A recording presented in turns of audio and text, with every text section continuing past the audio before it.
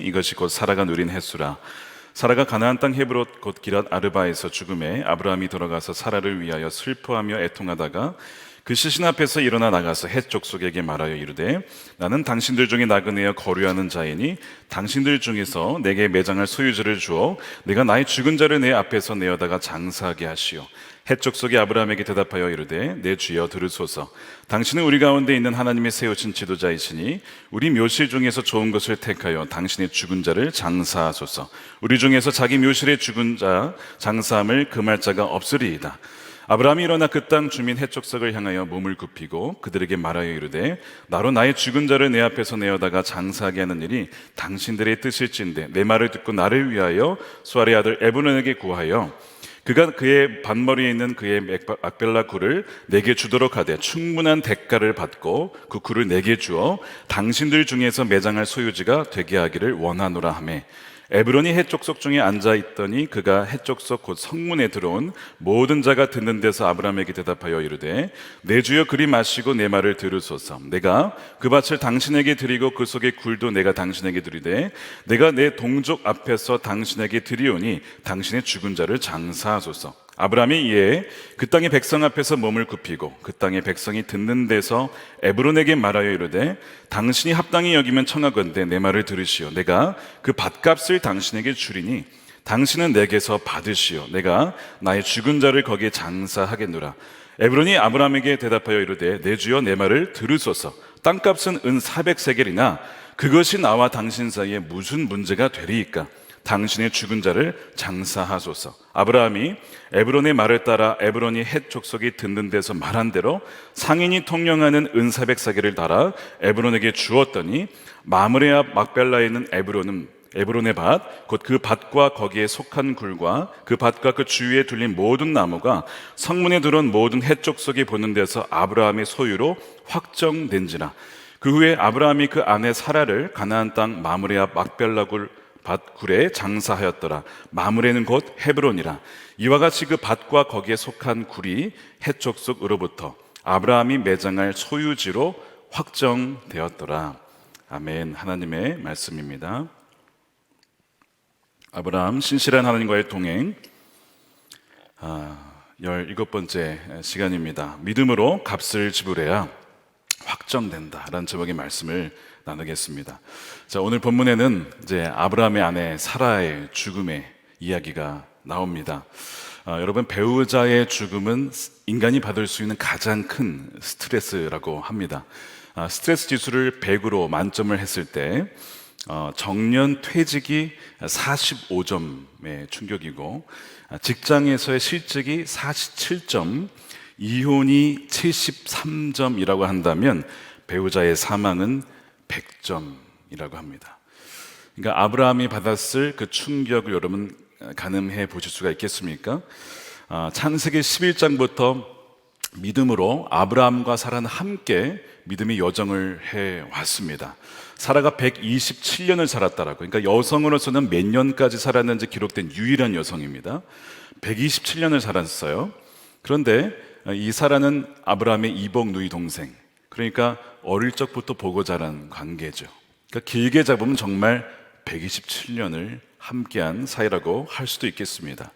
보통은 남성보다 여성이 오래 사는데요, 최빈 사망 연령이라는 개념이 있습니다. 그러니까 가장 빈번하게 죽는 연령이 몇 살이냐라고 했을 때 최근 기록에 의하면 여성은 90세라고 하고요, 남성은 85.6세가 가장 빈번하게 죽는 나이라고 합니다.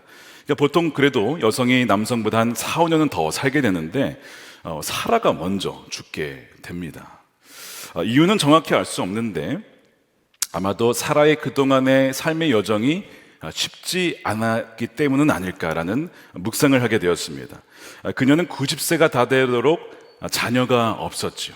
그로 인한 참으로 고통은 이루 말할 수가 없을 거고요. 또한 그 하갈 때문에 그녀가 받은 멸시와 모욕도 만만치가 않았을 겁니다. 게다가 걸핏하면 남편이 자기를 누이라고 속이는 바람에 이 남편도 큰 몫을 한 거예요, 사실은. 아니, 사실 제가 이 말씀을 묵상하면서 이거 아내에게 잘해야겠다는 마음이 들었는데, 이 아브람 커피타임만 뭐 가는 곳마다 누이라고 속이고, 이거 그 아내를 위험한 지경에 몰아넣는, 누군가의 첩이 될 수도 있는 위험에 여러 번 처하게 되는 뭐 그런 상황도 있었을 것이죠. 그래서 사실 이 아브라함의 거짓말이라든가 또한 하갈과의 동침으로 난 결국 그 본인이 제안하긴 했지만 이스마엘의 탄생, 여러 가지 정황상 사라는 아브라함을 얼마든지 떠날 수도 있었습니다. 그러나 끝까지 아브라함과 함께 했죠. 그런데 그녀가 정하신 때가 되어서 아브라함보다 먼저 죽게 된 것입니다. 그러니까 아브라함의 입장에서는 아내에게 너무나 아마 미안했을 겁니다. 더 잘해주지 못한 것들이 생각이 났을 거고요, 고생만 시킨 것 같아서 지난 세월을 돌아보며 후회스럽고 아쉬운 순간들이 많이 스쳐 지나갔을 겁니다. 그래서 아브라함은 오늘 본문에 보니까 애통해하죠.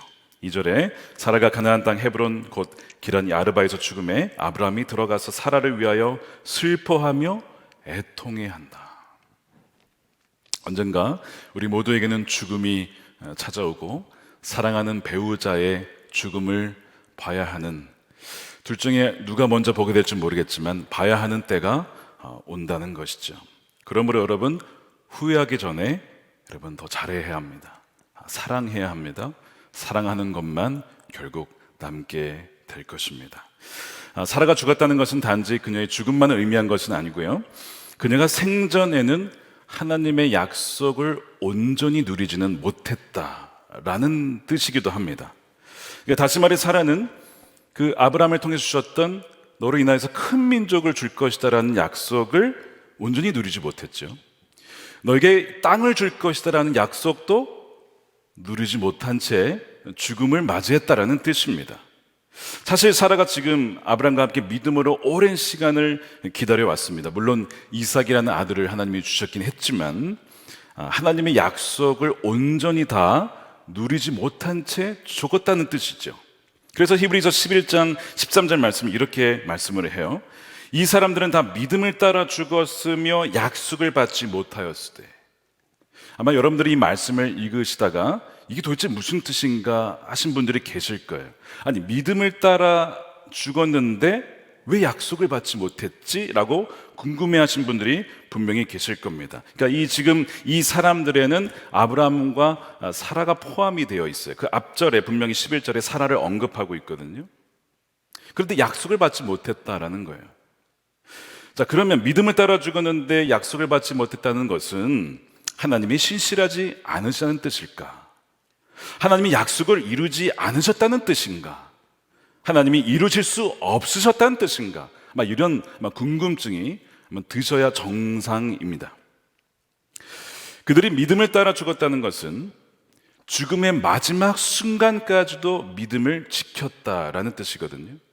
그러니까 마지막 순간에 믿음을 부인하거나 거절하지 않았다는 뜻이에요. 분명히 그 죽음의 순간까지도 믿음이 그들의 분명한 특징이었다는 거거든요. 따라서 약속이 취소된 것은 아니지만 그러나 생전에는 온전한 약속을 누리진 못했습니다. 이것이 하나님이 신실하지 않다라는 건 아니에요. 왜냐? 믿음이라는 것은 보이지 않는 것을 보는 것이기 때문에 그렇습니다. 그러므로 비록 사라가 살아 생전에는 큰 민족을 보진 못했고 땅을 얻는 것을 보진 못했지만 사라는 믿음으로 이미 큰 민족과 그 땅을 보았다는 것이죠. 그래서 그 히브리서 11장 13절 뒤에 보시면 이렇게 되어 있어요. 이 사람들은 다 믿음을 따라 죽었으며 약속을 받지 못하였으되 그것들을 멀리서 보고 환영하며 라고 되어 있습니다. 이미 그것을 믿음으로 봤어요. 그리고 그것을 환영했습니다. 이것이 오고 있구나, 다가오고 있구나, 확실하구나, 아직 오지는 않았지만 분명하구나. 이것이 소망입니다. 소망. 바람이 아니고요, 분명하지만 아직 오지 않은 거예요. 그래서 내가 지금 비록 죽어도 괜찮은 거예요. 왜요? 분명히 그것은 이루어질 것이니까. 이 상태로 사라가 죽었다는 바로 그런 의미입니다. 이것이 이 사라의 믿음이었어요. 그리고 이것이 또한 아브라함의 믿음입니다. 배우자의 죽음은 아브라함의 큰 충격이었겠지만 그러나 믿음의 사람이었기 때문에 이 아내의 죽음을 계기로 해서 하나님의 땅에 대해 하신 그 약속을 더 확증하는 계기로 삼습니다. 이 아브라함이. 그래서 이 아브라함이 그녀의 시신 앞에서 일어납니다. 더 이상 계속 애통해 하지 않고 이제는 일어나서 해족속을 찾아가요.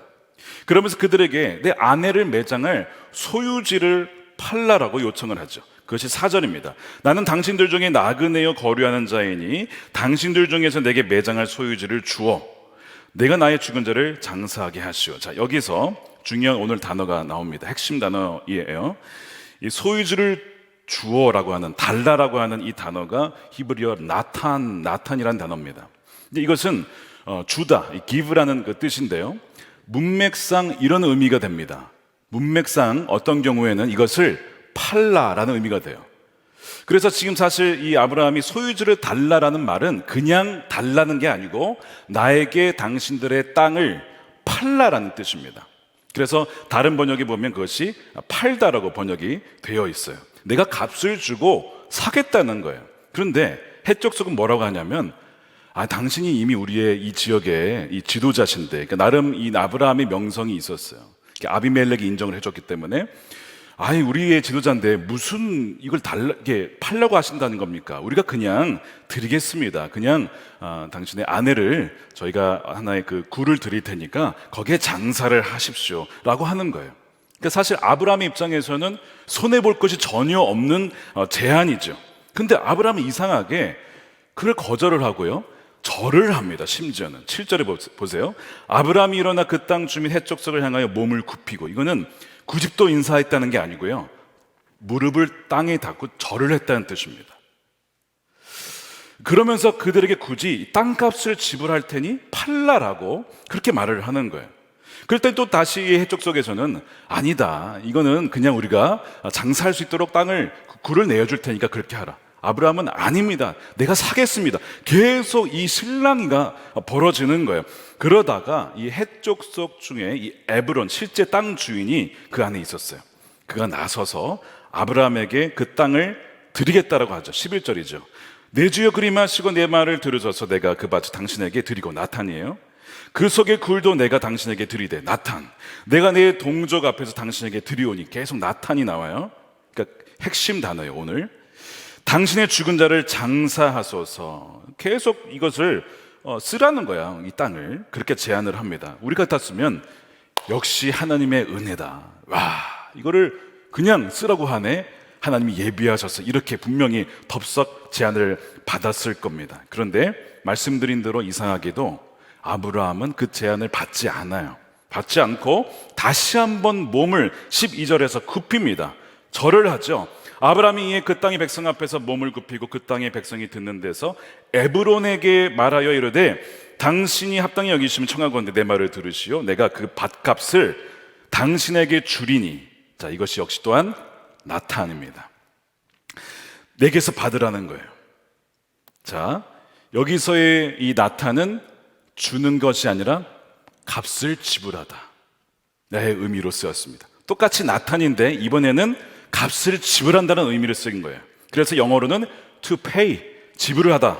그래서 I will pay the price 이렇게 돼 있어요. 내가 그 밭값을 당신에게 줄 것입니다, 이렇게 얘기를 하죠. 그 값이 얼마냐? 에브론이 이런 얘기를 해요. 은 400세겔입니다. 땅값은 은 400세겔이기는 하지만 이게 뭐 중요한 겁니까? 그냥 거기에 장사하십시오, 이렇게 얘기를 하거든요. 그러니까 준다고 하면서 막 값이 얼마인지 막 불러요. 이제 계속 땅값을 올리는 거예요, 계속. 굉장히 노련한 사람입니다, 이 에브론이라는 사람이. 여러분 조심하십시오. 이런 분들 만나면 안 됩니다. 값을 계속, 이 아브라함이 급하다라는 걸 알아요. 장지가 없다는 것을 알고 값을 굉장히 높게 불렀어요. 이 400세겔이 얼마나 비싼 거냐? 당시에 노동자가 1년을 일하면 은 10세겔을 법니다. 그러니까 40년을 일해야 벌 수 있는 어마어마한 금액이에요. 자, 이로부터 이제 1000년 뒤에 다윗이 이 성전터, 이 아리오나 타작 마당을 구매할 때 은 50세겔을 지불하고 삽니다. 그러니까 1000년 뒤가 그 땅을 사는데 은 50세겔인데 지금 1000년 전이에요. 이게 얼마나 비싼 값이에요. 말도 안 되게 지금 부동산 거품이 낀 상태입니다. 지금 이거를 제안을 한 거죠, 지금. 그런데 그럼에도 불구하고 아브라함은요, 은 400세겔이나 되는 말도 안 되는 값을 왜 도무지 지불하려 하는지 이해가 되지 않는 거예요. 왜 그럴까요? 이 땅이 하나님이 주신 땅임을 그가 믿었기 때문에 그래요. 2절에 보면 사라가 어디에서 죽었는가? 사라가 가나안 땅 헤브론에서 죽었다, 이렇게 얘기를 하죠. 그러니까 성경은 오늘 본문에서 사라가 어디에서 죽었는지를 강조하고 있습니다. 19절에 보면 그곳은 마므레 앞이라고 되어 있어요. 헤브론이라고 되어 있습니다. 아브라함이 그의 아내 사라를 가나안 땅 마므레 앞 막벨라 밭굴의 장사였더라. 마므레는 곧 헤브론이라. 이게 마므레는 이 헤브론에서 약 3km 정도 북쪽으로 떨어진 곳이라서 사실 마므레가 헤브론이고 헤브론이 마므레입니다. 이 지역에서는 가장 높은 산지예요. 근데 이 헤브론에 있는 이 마므레가 어떤 곳이었냐면, 여러분 이제 기억나시는지 모르겠지만 아브라함이 롯과 헤어진 다음에 마음이 좀 약간 공허했습니다. 그때 하나님이 동서남북을 봐라, 내가 이 땅을 너에게 줄 거야 약속하시거든요. 그리고 그 약속을 듣고 온 곳이 어디냐면 마므레입니다. 창세기 13장 17절이죠. 너는 일어나 그 땅을 종과 횡으로 두루 다녀보라, 내가 그것을 너에게 주리라. 이것이 역시 나탄입니다. 하나님이 주겠다고 하셨어요. 이에 아브라함이 장막을 옮겨 헤브론에 있는 마므레 상수리 숲으로 이르러 거기에 거주하며 뭐 했어요? 거기서 여호와를 위하여 제단을 쌓은 것이 마므레 헤브론입니다. 그러니까 예배터예요. 그러니까 하나님의 약속이 있는 곳입니다. 마므레라고 하면 하나님이 땅을 나타내 주신다고 했지, 약속의 땅을 상징하는 곳이 바로 이 마므레 헤브론입니다. 그래서 마므레 하면 아브라함은 이 약속이 생각이 나는 것이죠. 약속하신 땅을 상징하는 것이 뭐라고요? 마므레요 헤브론입니다. 사실 이 막벨라 굴, 이 헤브론에 있는 막벨라 굴은 굉장히 작은 곳이죠. 땅까지 해서도 얼마 안 되는 작은 땅입니다. 그런데 그가 이렇게 비싼 값을 치고서라도 이것을 구매하려는 것은 하나님이 땅을 주시겠다고 하는 그 약속에 대한 믿음 때문이에요. 그래서 비록 이 작은 땅이긴 하지만 결국 이 작은 땅으로 말미암아 가나안 땅이 온전히 나의 것이 될 것이라는 그 믿음이 있었던 것이죠. 그러니까 이 아브라함의 땅 구매는 믿음의 행위였고 믿음의 바로 표시였던 것입니다. 자, 여러분, 그가 한 일은 대가 지불이에요. 값을 치르는 일이었습니다. 그래야만 소유로 확정되기 때문에 그래요. 자, 오늘 마지막 부분에 두 번이나 반복되는 표현이 나와요. 뭐냐면 우리 한번 18절을 보십시오. 성문에 들어온 모든 헷 족속이 보는 데서 아브라함의 소유로 확정된지라. 그 다음에 20절에도 이와 같이 그 밭과 거기에 속한 굴이 헷 족속으로부터 아브라함이 매장할 소유지로 확정되었다. 자, 여러분 이 말씀을 잘 보시기 바랍니다. 이 지금 성경은 무슨 얘기를 하고 있냐면, 작은 헤브론의 막벨라 굴이지만 아브라함이 믿음으로 그 땅을 구매하였을 때 무슨 얘기를 하고 있냐면, 사실상 그때 가나안 땅은 그의 땅으로 확정되었다 라고 말씀하는 거예요. 여러분, 이것이 믿음입니다. 그 작은 굴과 밭이지만 대가를 지불하여 그 믿음으로 대가를 지불한 그 땅은 가나안 전체를 의미하고 더 넘어서서 영원하신 하나님의 나라를 확정짓는 바로 그 순간이었다는 것이죠. 그것을 지금 강조하고 있는 거예요. 하나님이 아브라함에게 계속 약속하실 때 쓰신 표현 중에 하나가 바로 소유라는 표현입니다. 창세기 15장 7절에 그에게 이르시되 나는 이 땅을 내게 주어, 여기 나탄이에요, 그 소유를 삼게 하려고, 이렇게 말씀하셨죠. 17장 8절에도 내가 지금 나그네로 사는 이 가나안 땅을 너와 내 뒤에 있는 자손에게 영원한 소유로 모두 주고, 나탄입니다. 나는 그들의 하나님이 될 것이다 라고 말씀을 하세요. 그래서 그 주겠다는 약속을 믿어서 지금 아브라함은 뭘 하고 있는 거예요? 나탄이에요. 자, 잘 보십시오. 하나님이 주겠다 나타냈는데 그것을 믿었기 때문에 아브라함 뭘 했다고요? 나탄, 값을 지불했다라고요. 자, 13절에 내가 그 밭값을 당신에게 주리니. 하나님이 영원한 소유를 주겠다고 했을 때 거기에 대한 값을 치르는 것이 아브라함이었고, 오늘 그 믿음대로 값을 치렀을 때 그의 소유로 확정되었다라는 겁니다. 그래서 오늘 23장의 결론이 암시하는 것은 땅을 얘기하고 있는 거예요. 자, 21장에 이삭을 주셨고 22장에는 이삭을 드리라고 했어요.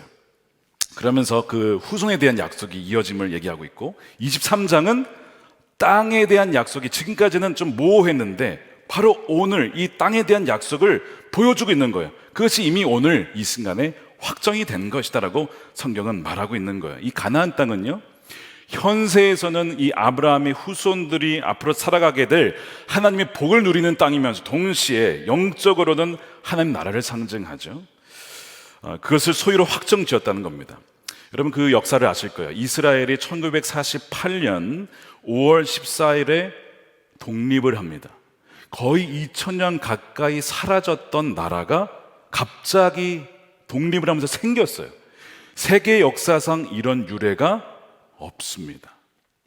망하였던, 사라졌던 나라가 2000년이 지나서 다시 생긴다? 이건 여러분 말도 안 되는 일이 벌어진 거예요. 근데 여러분, 그 역사적 사실을 근거로 보면 오늘 이 말씀을 보세요. 왜냐하면 그 땅은 누구의 땅이에요? 아브라함의 후손의 땅이에요. 그러니까 하나님이 그 약속한 대로 그것을 끝까지 지키시는 거예요. 그러니까 이스라엘에게 그것은 영원한 소유로 주었다라고 했기 때문에 아무리 그 중간에 사라졌을지라도 그 약속은 사라지지 않는 것이죠. 그래서 이스라엘 민족에게 다시 그 땅이 주어진 것이 1948년 5월 14일입니다. 여러분, 이 이후에 전 세계적인 부흥이 일어나요. 왠지 아십니까? 야, 성경이 진짜네, 사실이네, 이스라엘 민족을 하나님이 택하시고 그 약속의 땅을 주셨다고 했는데 정말이네, 막 부흥이 일어나거든요. 여러분, 아브라함이 어떻게 그것을 얻었다고요?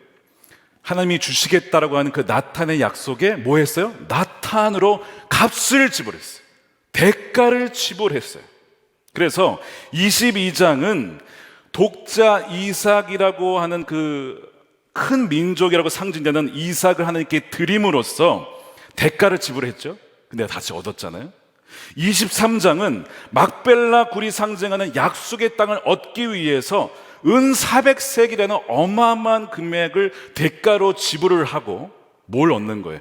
영원한 땅을 소유로 얻게 된 것입니다. 이것을 말하고 있는 거예요. 그래서 아브라함이 다른 믿음의 사람이 참 많지만 왜 믿음의 조상이냐는 거예요. 큰 민족의 시작이고 또한 그 영원한 소유로 상징되는 하나님 나라의 또한 그 시작을 가리키는 사람이 바로 이 아브라함이기 때문에 그래요. 자, 그래서 오늘 23장에서 신실하신 하나님과 동행하는 삶의 매우 중요한 원리가 여기 나옵니다.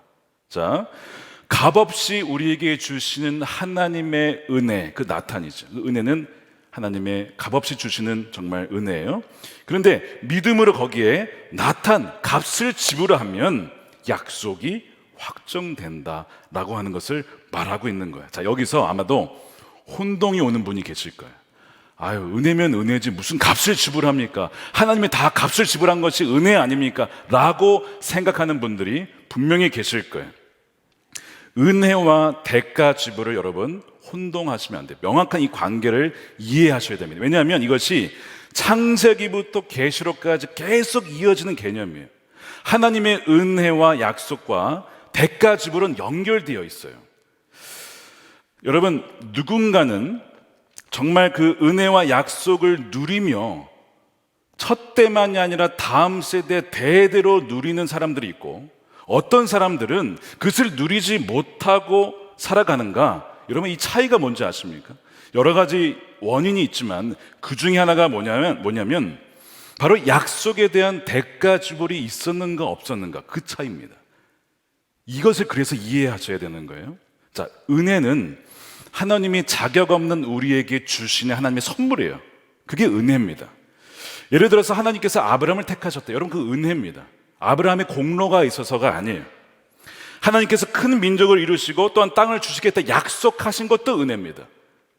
아브라함이 잘라서 주신 게 아니기 때문에 그래요. 그건 다 은혜죠. 그런데 그 은혜와 약속을 받기 위해 아브라함이 대가를 치른 게 뭐예요? 믿고 순종하고 기다린 거였어요. 이것은 아브라함이 했었어야 되는 부분입니다. 오랜 시간을 정말 힘들어했지만 기다려야 했습니다. 기다린 것이 그의 대가 치름이에요. 근데 기다렸다고 해서 이것은 공로가 아닙니다. 하나님의 은혜가 없으면 아무리 기다려봤자 소용이 없는 거예요.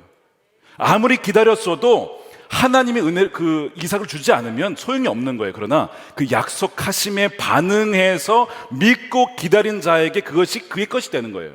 이것이 대가를 치른다는 개념입니다. 그래서 여러분, 은혜에는요, 응답을 해야 됩니다. 은혜는 응답을 해야 돼요. 믿음으로, 순종으로, 혹은 기다림으로 대가 지불을 해야 된다는 거예요. 제가 다른 예를 한번 들어볼게요. 가족이 식사를 하는데 어머니가 불고기를 사왔어요. 그래서 양념을 재워가지고 요리를 했습니다.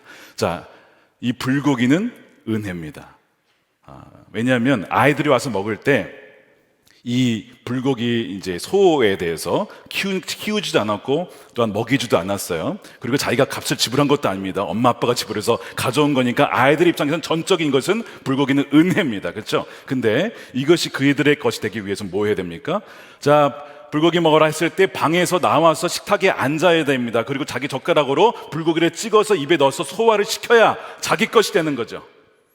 그러니까 불고기는 은혜인데 이것이 그들의 것이 되기 위해서는 뭐 해야 돼? 대가를 치러야 된다는 거예요. 사실 뭐 이 정도는 대가도 아니죠. 먹는 게 무슨 대가입니까? 그런데 이것조차도 안 한 사람들이 많다는 거예요. 이것조차도 안 한 사람들이 많다는 거예요. 성경에 보면 약속에 대한, 정말 은혜를 주신 약속에 대해서 대가를 지불한 예들이 너무나 많습니다. 말씀드린 대로 약속을 누리는 자와 누리지 못한 자의 차이가 뭐냐? 대가 지불이 있다니까요.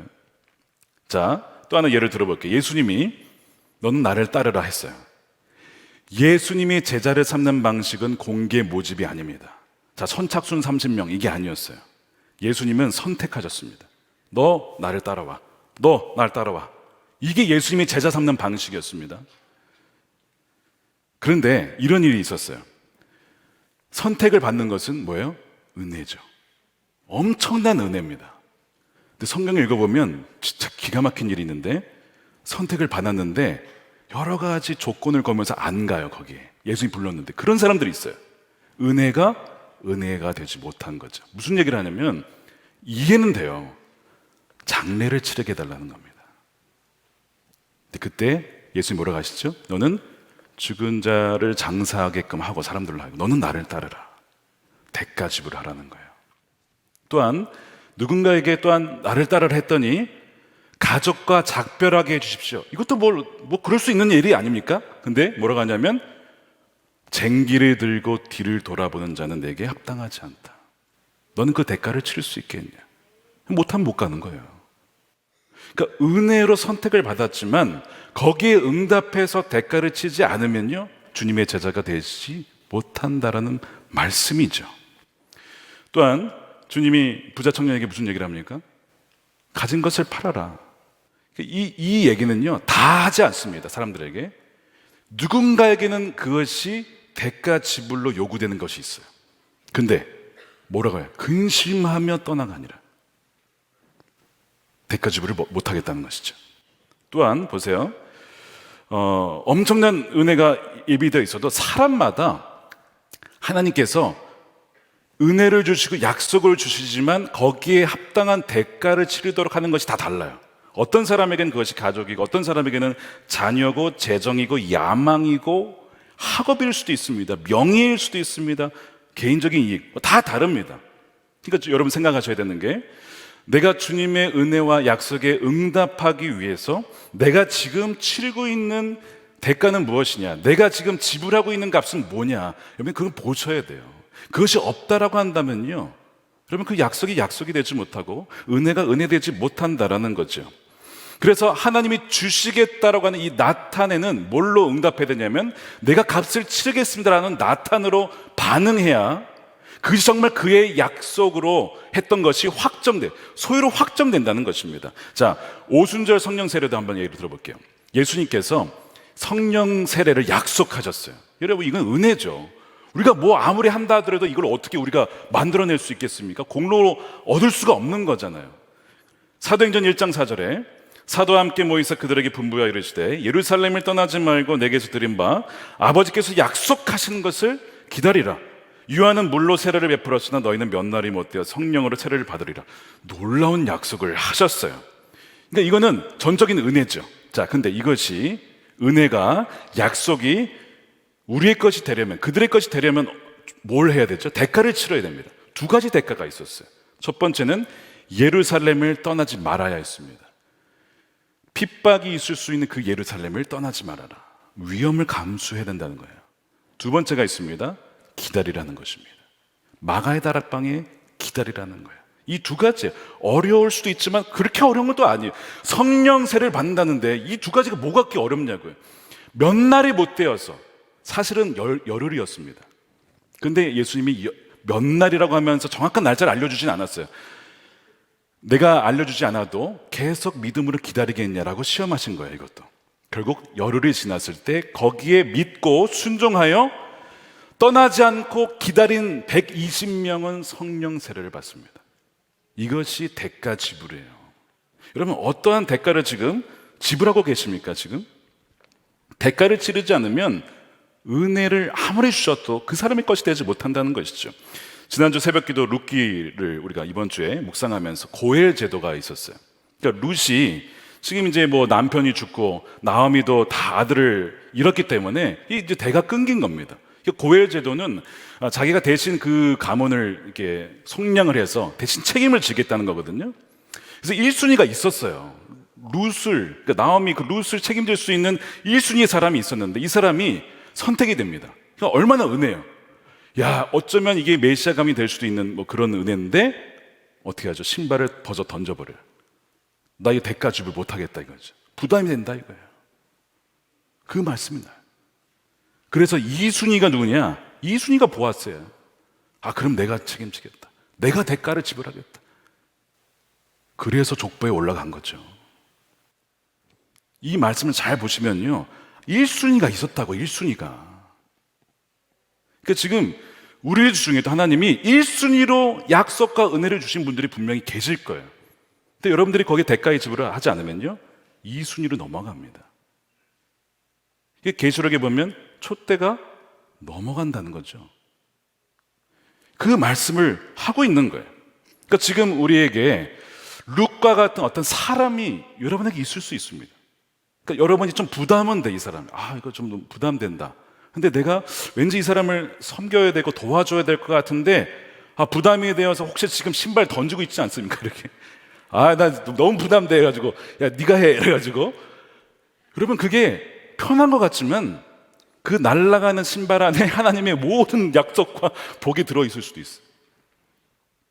묵상하다가 그 마음이 들더라고요.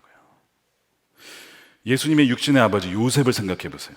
마리와 약혼을 했는데 갑자기 임신을 했대요. 깜짝 놀라가지고.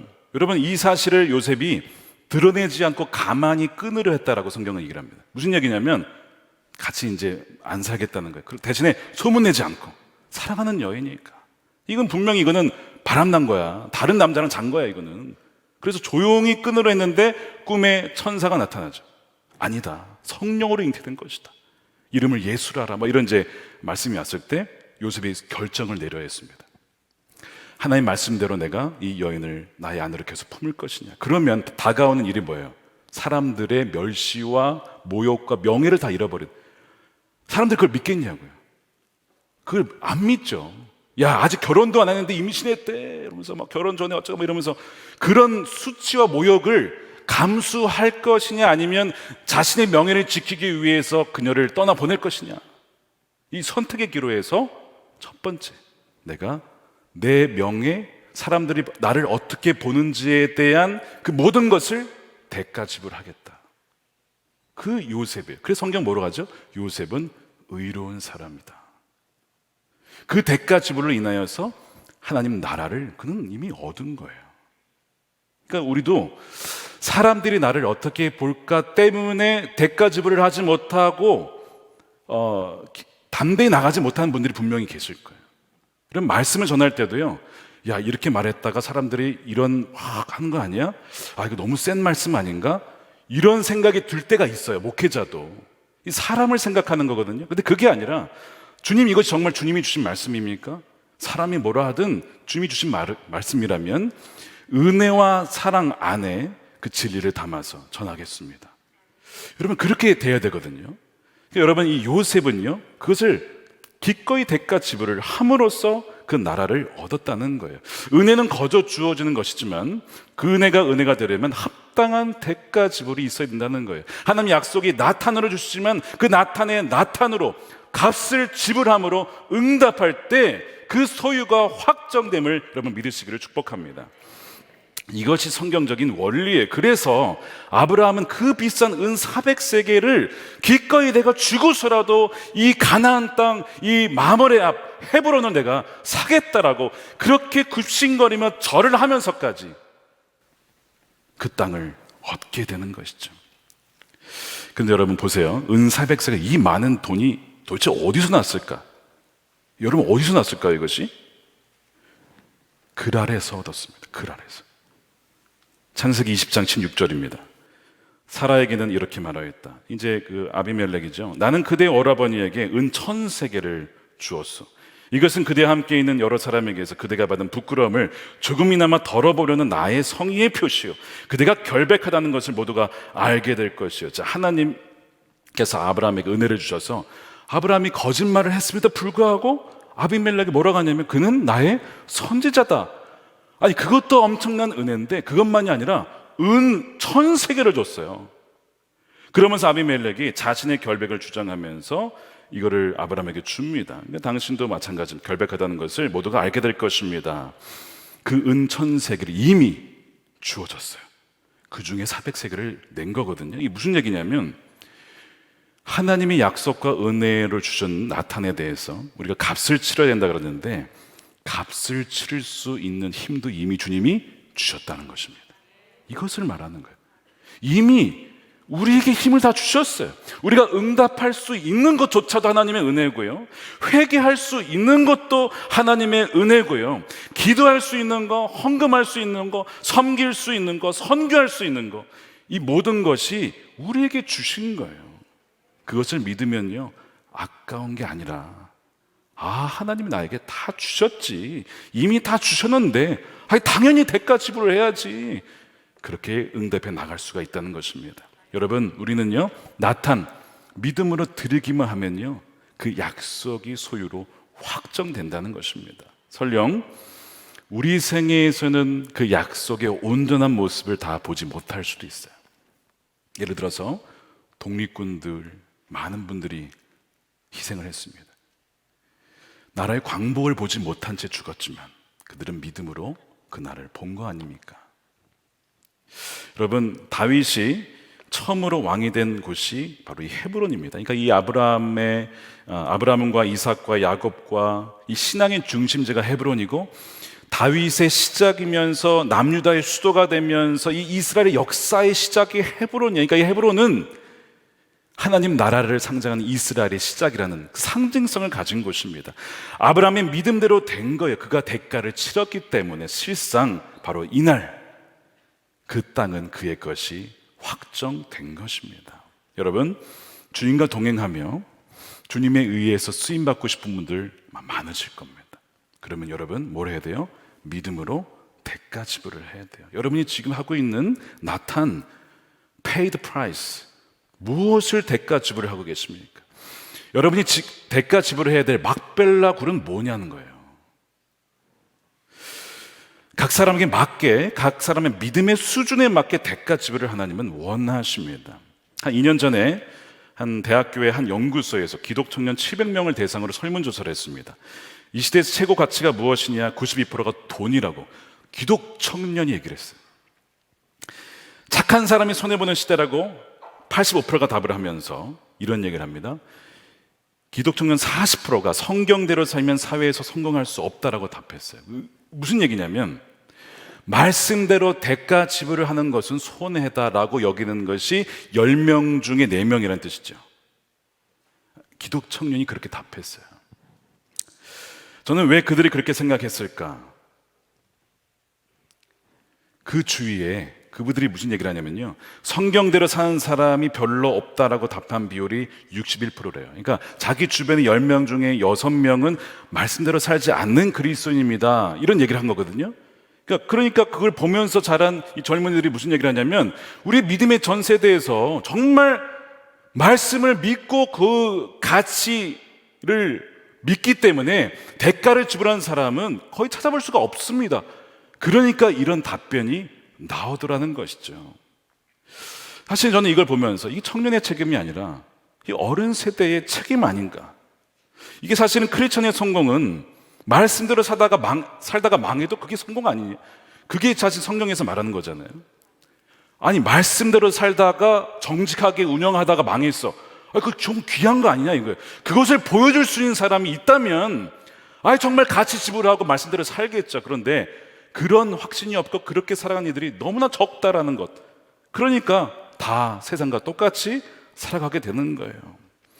여러분, 사업을 하시든지 직장생활을 하시든지 믿기 때문에 무슨 대가를 지금 치르고 계십니까? 어떤 분은 사업을 하셨는데요, 그 업계는 뭐 대부분 그렇죠. 술 접대 안 하면요, 이 고객 연결이 안 되는 그런 사업이 있어요. 그런데 이분이요, 자기는 믿는 사람이니까 술 접대를 안 한다는 거예요. 그럼 뭐 비즈니스 안 하겠다는 거 아닙니까? 그 세계에서 엄청난 대가 지불을 하는 거죠. 그러니까 자기는 나시린이기 때문에 하나님이 구별하신 자다, 이 나시린은 구별된 삶을 살아야 된다. 그래서 그 중에 하나가 나는 술 접대를 하지 않겠다, 그런 방식을 쓰지 않겠다라고 한 거예요. 그래서 하나님이 나를 책임져 주실 것임을 믿는다, 설령 그렇지 않더라도 나는 이 길을 가겠다 결단을 하셨더라고요. 근데 참 그 자체도 참 귀한데, 놀랍게도 코로나 기간을 지나면서 그 회사가 신뢰도 평가 1등급을 받았대요.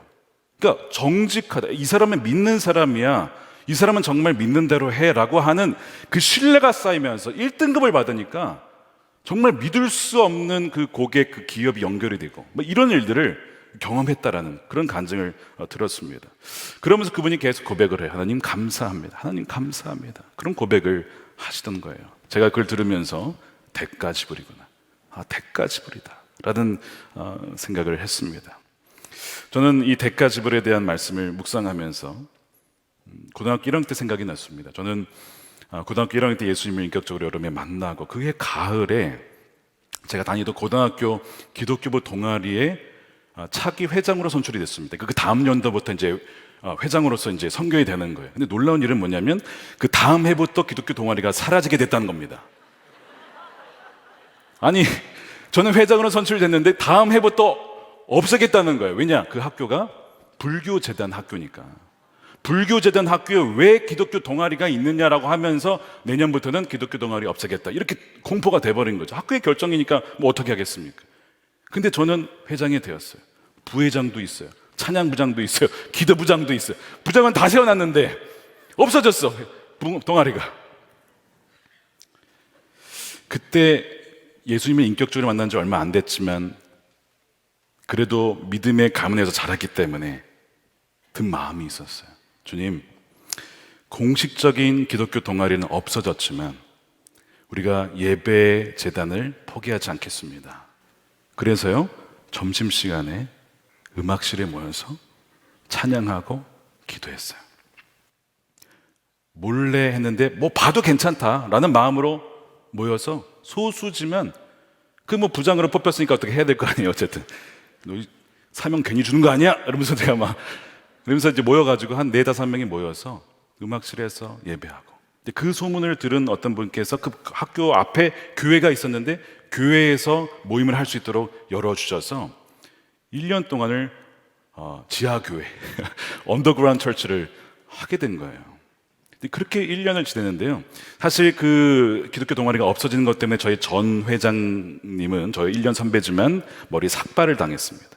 항의를 하다가 이놈 말을 안 듣는다 그래서 머리를 밀어버린 거예요, 이렇게 완전히. 뭐 그런 어려움도 있었고, 그러니까 그렇게 1년을 보내던 중에 1년이 지나서 거의 막판 1년 다 됐을 때쯤에 이런 소문이 어떻게 나가지고 어느 신학교의 신문사에서 취재가 나온 거예요.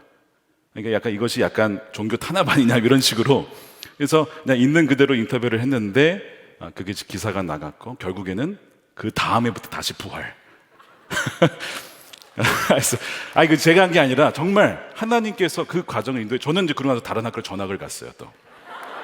그러니까 저는 부활한 거라는 소식만 듣고 저는 다른 학교로 가고 다른 차기 회장을 세워놓고 저는 간 겁니다. 그러니까 저는 참 그 사이에 낀 세대가 된 건데, 제가 그때를 생각하면서 느낀 것이 뭐냐면, 그때 저에게 제가 감당해야 될 대가 지불, 그러니까 고등학교 학생이 할 수 있을 만한 대가 지불이죠. 사실 뭐 중국이나 북한 그리스도인의 박해는 아무것도 아니지만 고등학교 2학년 학생이 감당할 만한 대가 지불 훈련을 그때 하신 거라는 마음이 들었어요. 그리고 그때 함께 했던 부회장님이 작년에 제가 소식을 들었어요. 인도 선교사님으로 계신 거예요. 와, 너무 귀하시더라고요. 와, 그때 함께 그렇게 무릎 꿇고 운동장에서 또 우리 음악실에서 교회 앞에서 했던 그 모든 순간들이 다 생각이 나는데, 인도 선교사로 계시다라고 하는 소식을, 그 인도 선교사님으로부터 떠오른 소식을 들어서 너무 감사하다. 하나님께서 그때 그 헌신을 받아주셨구나 하는 것이 생각이 났어요. 우리 본교회가 한 10년 전에 이 옆에 땅을 하늘금학교, 탈북 학생들을 위한 학교로 땅을 내어줬습니다. 근데 저는 그것을 미국에서 들었을 때 한번 제가 나눈 적이 있지만 꼭 막벨라 굴과 같다라는 마음이 들었어요. 작은 땅이죠. 사실은 뭐 큰 땅은 아니지만 이 땅을 우리 하나님께 드림으로써, 값을 지불함으로써 사실은 무엇을 얻었다라고 믿는 겁니까? 북한을 이미 소유로 확정지었다라는 그 믿음이 드는 거예요. 그래서 우리에게 붙여주신 너무나 귀한 학교예요. 그렇죠? 하나님이 우리에게 막벨라 굴로 주신 곳이 바로 이 하늘금 학교입니다. 저는 기도할 때마다 하나님이 이미 우리가 이것을 그 땅으로 내어드릴 때 하나님께서는 이미 북한 땅을 소유로 확정했더라라는 그 믿음이 드는 거죠. 그러니까 우리가 계속 그 기도를 쉬지 말아야 됩니다. 주님, 그날을 이미 우리가 멀리서 바라보고 환영합니다. 우리가 바라기를 우리가 생전에 정말 통일이 되는 것을 보기를 원합니다. 설령 그렇지 못한다 할지라도, 저는 볼 것이라고 믿지만 그렇지 못한다 하더라도 우리는 뭘로 본 거예요? 믿음으로 미리 본 거죠. 그 마음이 들었어요. 여러분, 이 모든 대가 지불할 수 있도록 하나님이 다 여러분들에게 이미 주셨습니다. 그 사장님도 술 접대하지 않고 사업할 수 있는 믿음을 주셨고, 탈북 청소년 학교를 할 수 있게 드릴 수 있도록 땅도 이미 마련해 주셨고요. 또한 하나님이 다 주셨기 때문에 우리는 그 은혜의 대가 지불을 할 수가 있는 겁니다. 제가 미국에 있을 때 한국 전쟁 기념관이 있었어요. 그래서 6.25 때 이렇게 때마다 이렇게 들리면 거기에 이런 문구가 써 있습니다. 자유는 공짜가 아니다. Freedom is not free라는 표현이 있어요. 자유는 공짜가 아니다. 그러니까 이 땅에서 우리가 살아갈 수 있는 자유, 누군가가 값을 치르신 거죠. 우리의 대한민국 국군을 비롯해서 미국의 54,246명의 젊은이들의 피값이 뿌려진 것이 이 한반도 대한민국입니다. 누군가의 희생이 이 나라를 세웠고 또한 지켰고 우리에게 자유를 준 것이죠. 무엇보다도 예수님께서 피값으로 산 땅 아닙니까? 우리는 예수님이 사랑에 빚진 자들을, 조선의 복음을 들고 왔던 순교자의 피값이 있어요. 토마스 선교사님 오자마자 목배임을 당했죠. 그런데 그의 피값으로 이 조선 땅이 복음화가 되었습니다. 이미 그는 그때 봤을 거예요. 조선이, 대한민국이 바로 하나님의 나라가 되는 것, 그것을 보았기 때문에 온 것이죠. 그러므로 우리도 마땅히 믿음으로 대가를 치러야 합니다. 우리가 우리 세대만이 아니라 우리 다음 세대, 그 다음 세대, 그 다음 세대, 먼 후손까지도 바라보고 멀리서 바라보며 환영하며 믿음으로 대가를 지금 치러야 될 것이 뭐냐? 우리가 그것을 믿음으로 드릴 때 주님께서 분명히 말씀하실 거예요.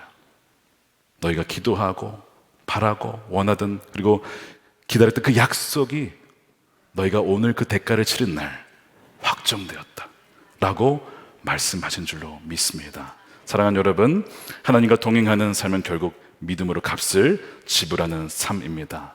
하나님의 은혜를 주신 그 나탄에 대해서 우리도 나탄으로 값을 지불할 때에 그 놀라운 약속의 성취를 믿음으로 바라보고 또한 그것을 환영하며 그렇게 주님과 함께 신실히 걸어가는 저와 여러분들의 삶이 되시기를 주님의 이름으로 축원드립니다.